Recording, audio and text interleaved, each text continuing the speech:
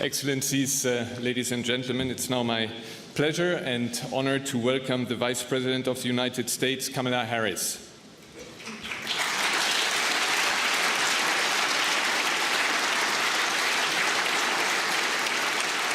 We are continuing our tradition that the U.S. is represented at the Munich Security Conference by the Vice President, something that President Biden started in 2009, and we are very happy that you continue this. We have a fantastic transatlantic delegation here.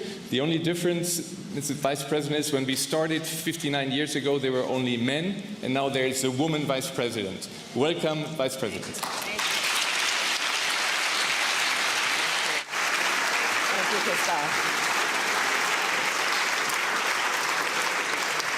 Thank you, Christoph. Thank you. Well, it is my honor to be back at the Munich Security Conference. As many of us remember, last year on this stage, I warned of the imminent invasion of Ukraine by Russia.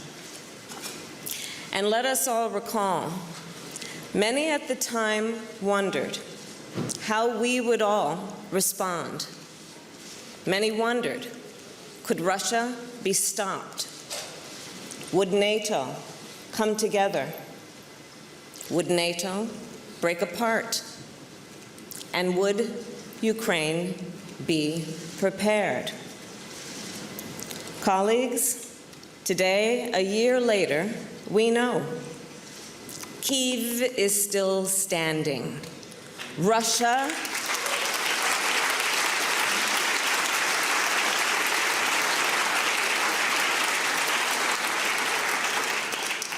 is weakened. The Transatlantic alliance is stronger than ever.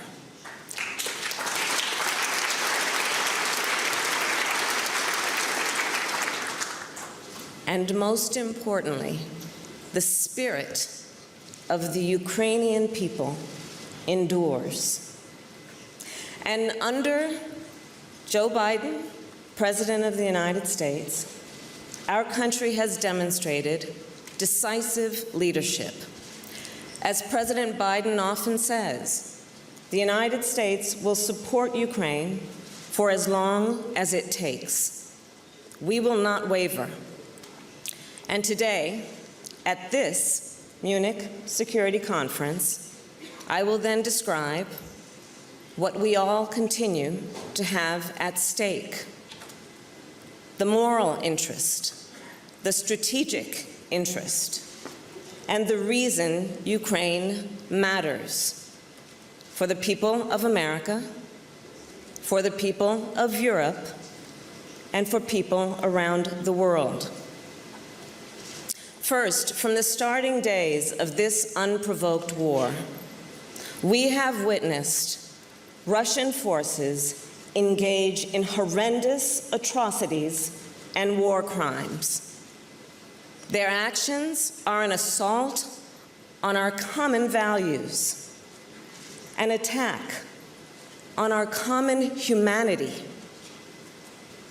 And let us be clear, Russian forces have pursued a widespread and systemic attack against a civilian population. Gruesome acts of murder, torture, rape, and deportation, execution-style killings, beatings, and electrocution. Russian authorities have forcibly deported hundreds of thousands of people from Ukraine to Russia, including children. They have cruelly separated children from their families. And we've all seen the images of the theater in Mariupol, where hundreds of people were killed. Think of the image of the pregnant mother who was killed following a strike at a maternity hospital where she was preparing to give birth. Think of the images of Bucha. Civilians shot in cold blood, their bodies left in the street. The jarring photograph of the man who was riding his bike. Think of the 4-year-old girl who the United Nations recently reported was sexually assaulted by a Russian soldier. A 4-year-old child.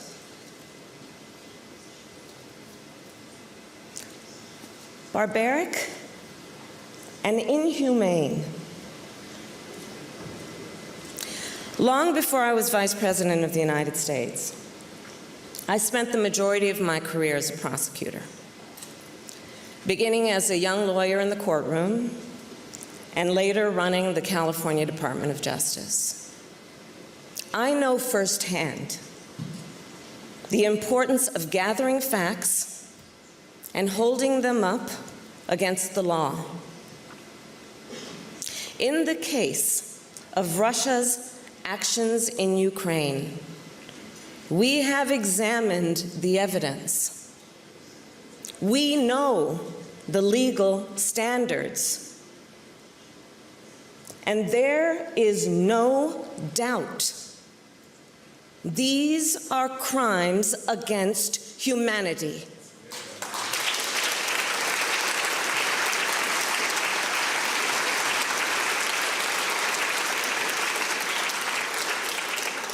The United States has formally determined that Russia has committed crimes against humanity. And I say to all those who have perpetrated these crimes and to their superiors who are complicit in these crimes, you will be held to account. In the face of these indisputable facts, to all of us here in Munich, let us renew our commitment to accountability. Let us renew our commitment to the rule of law. As for the United States, we will continue to support the judicial process in Ukraine and international investigations, because justice must be served. Let us all agree, on behalf of all the victims, both known and unknown, justice must be served. Such is our moral interest. We also have a significant strategic interest. The fight in Ukraine has far-reaching global ramifications. No nation is safe in a world where one country can violate the sovereignty and territorial integrity of another.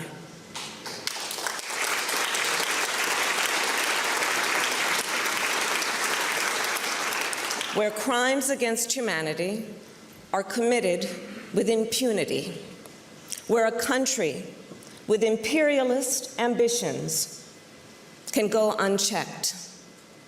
Our response to the Russian invasion is a demonstration of our collective commitment to uphold international rules and norms.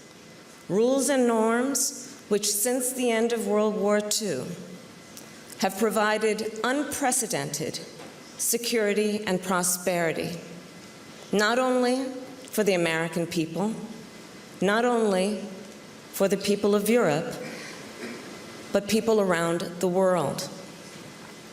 Principles that state that sovereign nations have a right to peacefully exist. that borders must not be changed by force, that there are inalienable human rights which governments must respect, and that the rule of law must be preserved. Indeed, this moment has tested our willingness to defend and uphold these rules and norms. And we have remained strong, and we must stay strong. Because if Putin were to succeed with his attack on these fundamental principles, other nations could feel emboldened to follow his violent example. Other authoritarian powers could seek to bend the world to their will through coercion, disinformation, and even brute force. The international order upon which we all rely could be at risk. So in the interest of global security and prosperity, one of our defining missions is to uphold international rules-based order.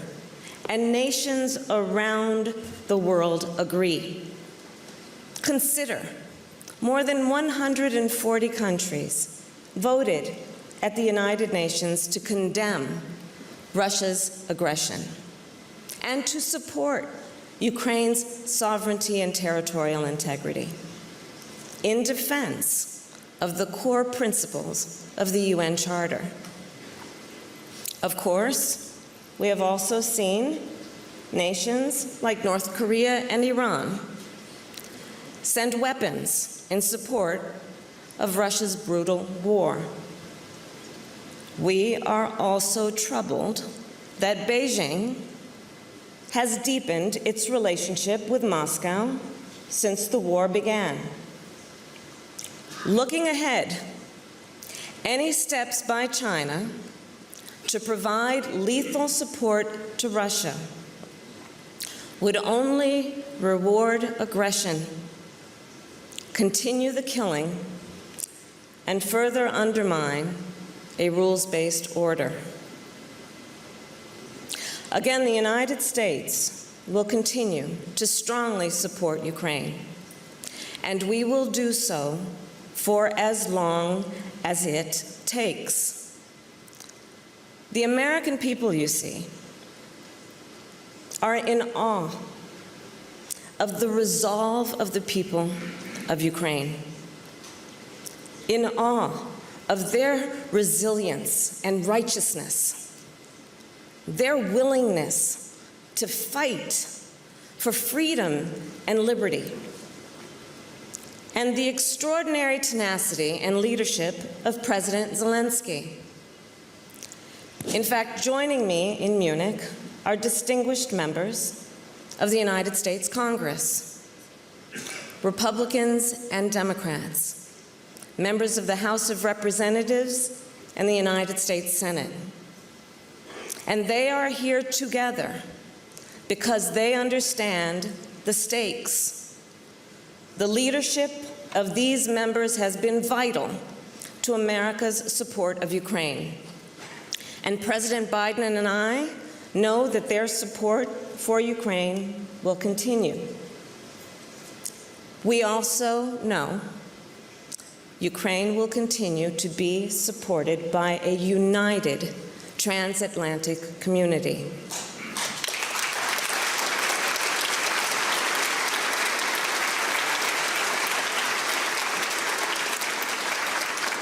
So Putin thought he could divide NATO.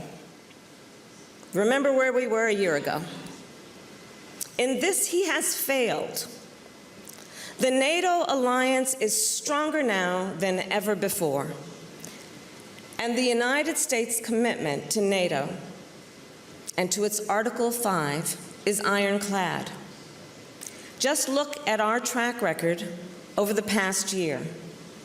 Just look at our multilateral cooperation. Together, we have provided historic assistance to Ukraine. Together, we have dealt Russia a strategic failure. Together, we have imposed unprecedented costs on Russia. And together, we have pursued energy security and reinvested in our collective defense. And we have come together to stand for our common values and our common interests and our common humanity. I have no doubt that this unity will endure. I also have no illusions about the path forward. There will be more dark days in Ukraine.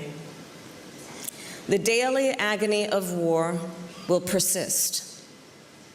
The global ripple effects will continue to be felt by countries near and far, from Africa to Southeast Asia to the Caribbean. But if Putin thinks he can wait us out, he is badly mistaken. Time is not on his side. To be sure, Ukrainians will continue to be tried and tested, just as they have been over this past year. Transatlantic unity will continue to be tried and tested. And I am certain that Ukraine will rise to the task, that the United States and Europe will rise to the task.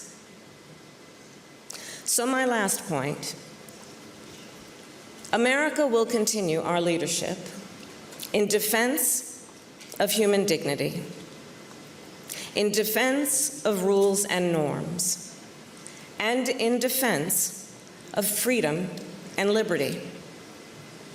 There is too much at stake to do anything less. Americans know well the meaning of independence.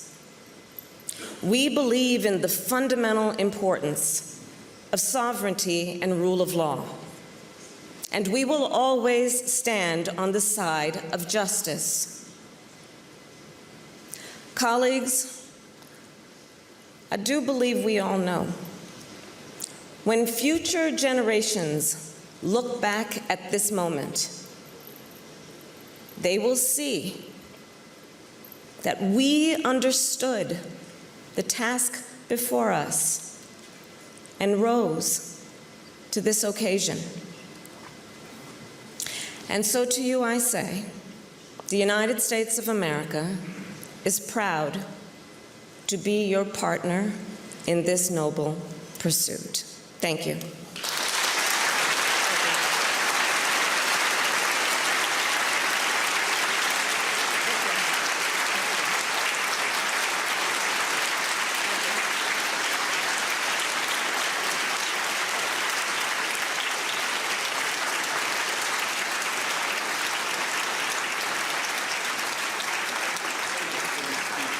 Thank you. Wonderful. We go for hands again.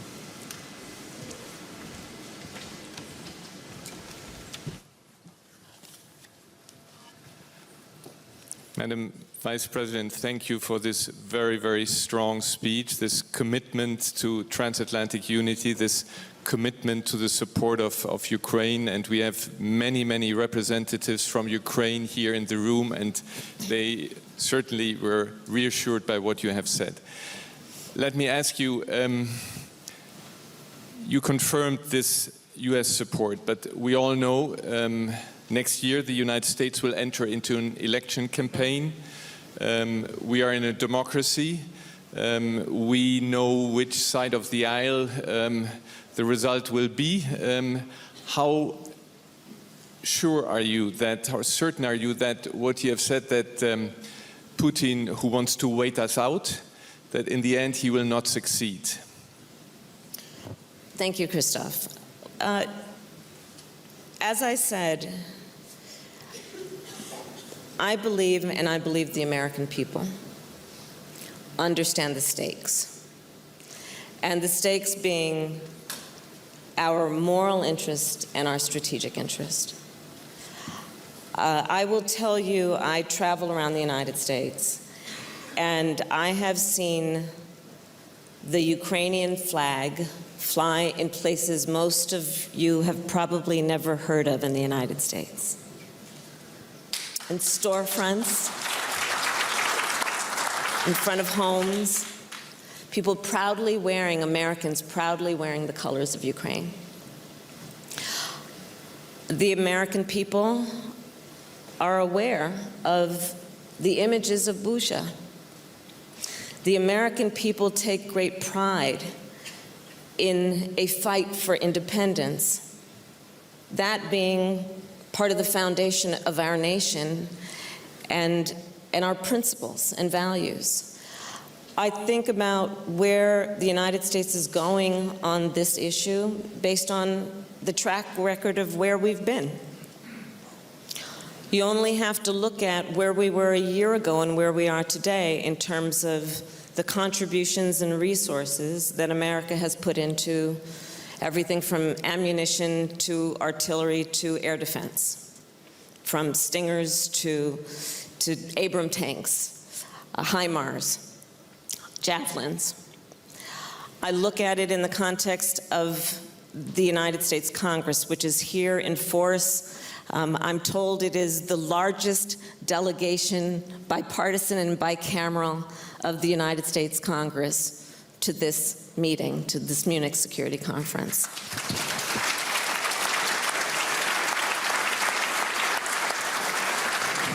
And how forward the United States Congress, in a bipartisan way, has been in terms of the track record of our support just over the last year, not to mention it's a technical term called an omnibus in our budgetary processes, but at the end of last year, dedicating another $45 billion for this upcoming year to support Ukraine. Our priority is to ensure Ukraine's strength on the battlefield, and that is our commitment. And it is a commitment not only to the people of Ukraine, but it is a commitment to our values and the principles we hold dear as a nation. And I cannot be here without also mentioning the importance of the alliance, Europe, and what it has done. Our host, Germany. I was with Chancellor Scholz yesterday. What we collectively have done, we are not only joined, I think, by our values and our understanding of the stakes and what is at stake in terms of a moral and a strategic interest. We have been great colleagues in terms of pooling our resources, coordinating our resources in a way that I believe will give Ukraine the best support they need to fight this fight. Well, thank you very much for this. And for the outsiders, it is indeed the impression that this relationship, this transatlantic relationship, the relationship also between the German government and the US administration is as strong as ever, and thank you very much for this. If I may, nevertheless, there is something called IRA.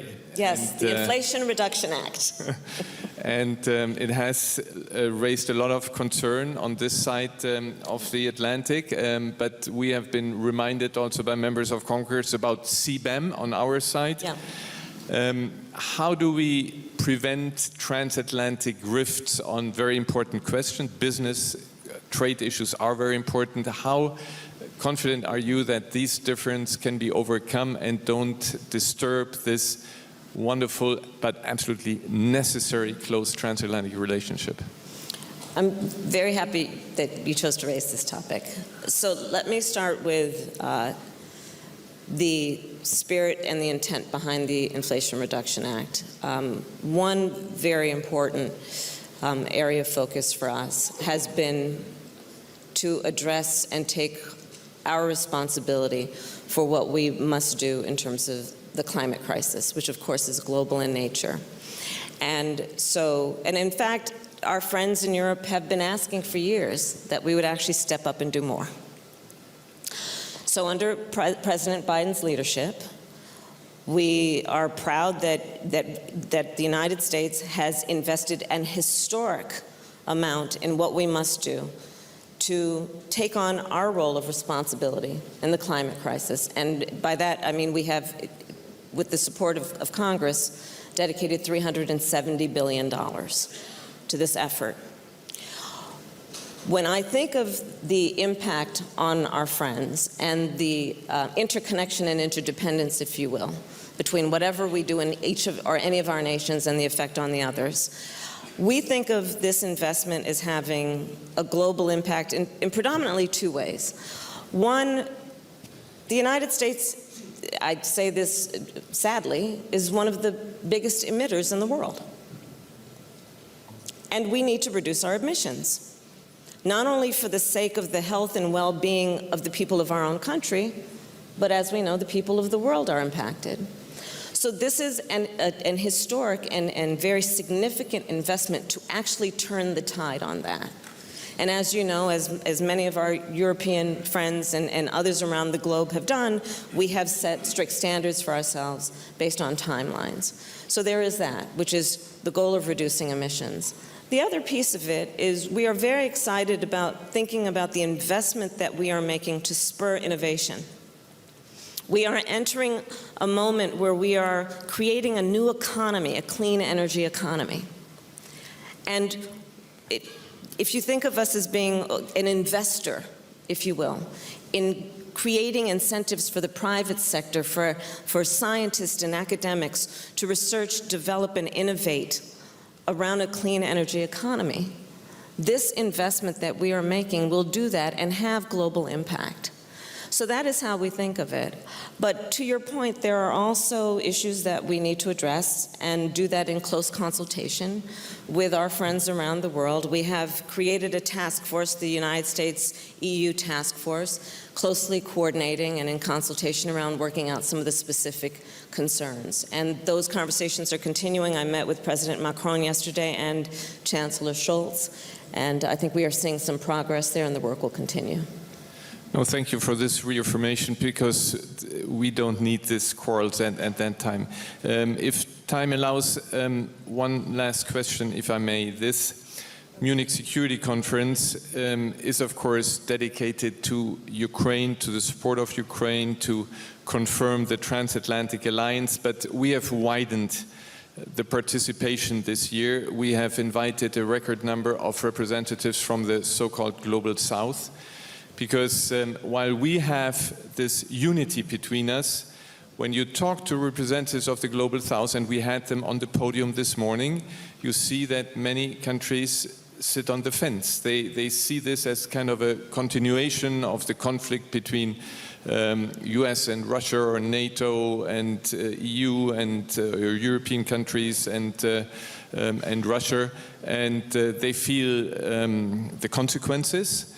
And they want to get it over with. They have an equidistant position there. And while we had, and you pointed to the 141 votes, but when you talk to important partners in the Global South, said they abstain. They say, get it over with. We don't want to take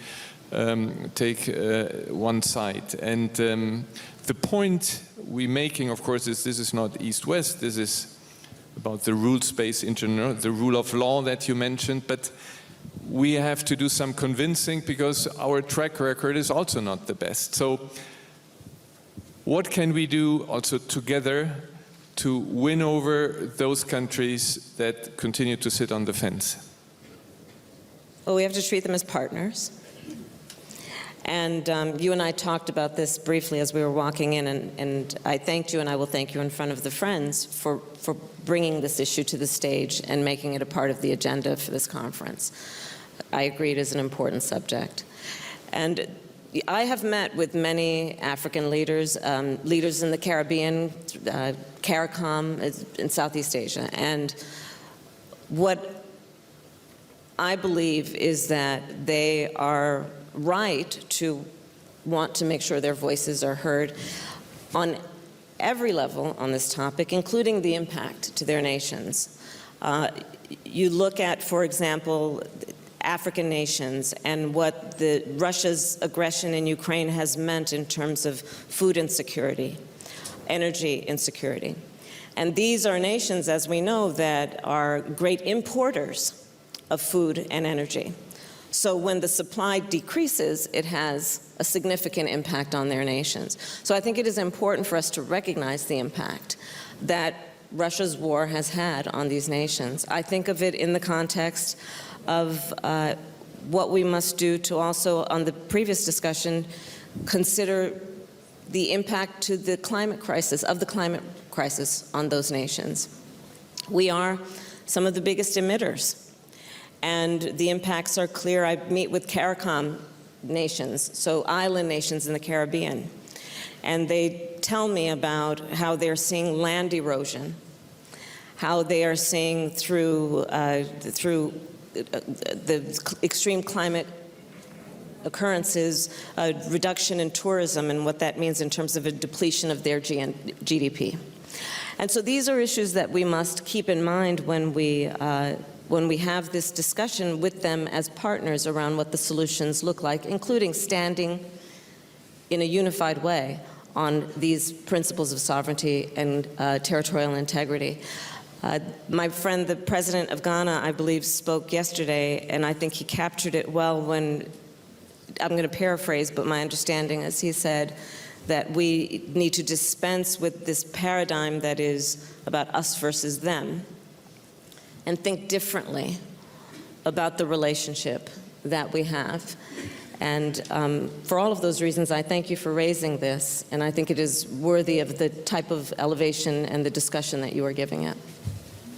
Thank you very much for this, and this will remain a theme here. We'll discuss this also next year, and maybe, Madam Vice President, can we already book a hotel room so you come back next year? Thank you for being here. Please, a hand of applause.